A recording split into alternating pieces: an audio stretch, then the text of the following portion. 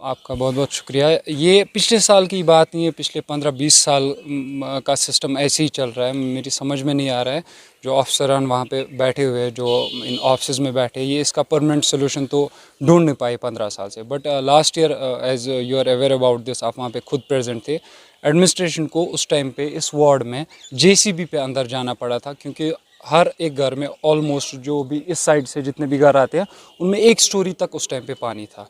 But it is very unfortunate. आप अगर इसकी हालत देख सकते हो, कैमरा आप अगर इस तरफ भी घुमाएंगे, इसकी हालत भी आप इसकी देखिए, इसमें पेड़ अब उगने लगे हैं।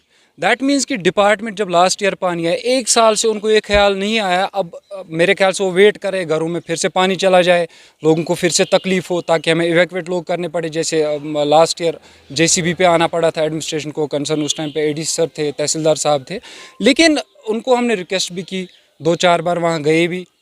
अब उनके एक्सक्यूज़ कभी ये फंड्स नहीं है। अब एक ये नाला उनको पर्टेन होता है, ये भी उनसे मैनेज नहीं हो पा रहा है। इससे लोगों को आप देखिए इन्फेक्शन कितना है, छोटे छोटे बच्चे हैं, इन्फेक्शन इससे कितना फैल जाता है। तो मेरी इनसे फिर से एक ही गुजारिश रहेगी कि मेहरबानी करके एक स्विफ्ट एक्शन इस पे किया जाए, इसको मेहरबानी करके जल्द से जल्द क्लीन किया जाए इस नाले को, ताकि जो अपकमिंग आफ्टर 2 मंथ्स जो बारिशों का उस टाइम पे सिलसिला होता है कंटिन्यूसली, लोगों को तकलीफ ना हो, घरों में फिर से पानी ना चला जाए। जी बिल्कुल, हम म्यूनसिपैलिटी पे भी गए थे, उन्होंने बोला ये पर्टेन होती है इरिगेशन डिपार्टमेंट को। इरिगेशन डिपार्टमेंट पे भी हम 1-2 बार हमने उनसे बोला, दे सेड कि हमारे पास कुछ फ़ंड्स की अवेलेबिलिटी नहीं है। अब हम चेयर्स पे तो बैठे नहीं, हम इसके लिए फ़ंड्स अवेलेबल करें। अब we are not working in a finance department, so we'll avail funds for all this. तो ये तो उनका काम है, वो उनको पता है हमें नाला ये तो साफ़ कराना ही है, लोगों को प्रॉब्लम ना हो।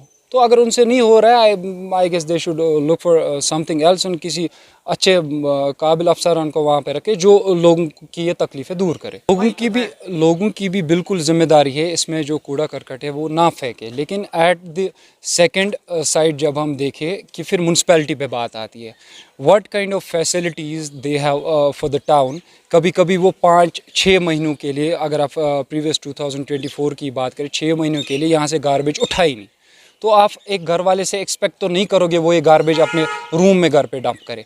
लोगों को जब फैसिलिटीज़ प्रोवाइड की जाएंगी, तो ऑब्वियसली वो यहाँ पे अगर आपको फैसिलिटी होगी, आपके मोहल्ले में डस्टबिन्स होंगे, बाकी इवैक्यूएशन होगी, हर दिन गार्बेज उठेगा। आप यहाँ की डंपिंग साइट्स देखिए कहाँ पे है। एक डंपिंग साइट बिल्कुल हॉस्पिटल के गेट के पास है, दूसरी डंपिंग साइट बिल्कुल एजुकेशन हब के बीच में है, बिटवीन 2 हायर सेकेंडरीज। तो दूसरा एक एसपी ऑफिस की तरफ जब हम जाए, लेफ़्ट साइड पे एक डंपिंग साइड है।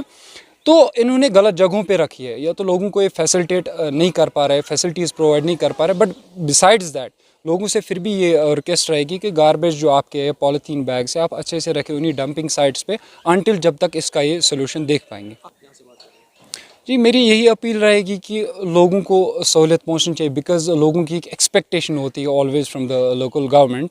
तो जहाँ तक हमसे भी हो सकेगा, जहाँ पे हम आगे जा सकते हैं, ताकि हंदवारा टाउन के लिए जो ये चीज़ें हैं ये फ्यूचर में ना रहे, बिकॉज़ लोगों को इससे बहुत ज़्यादा प्रॉब्लम्स होती है। This is the very hazardous thing, लोगों के लिए इन्फेक्टेड है, बाकी चीज़ें होती है इससे।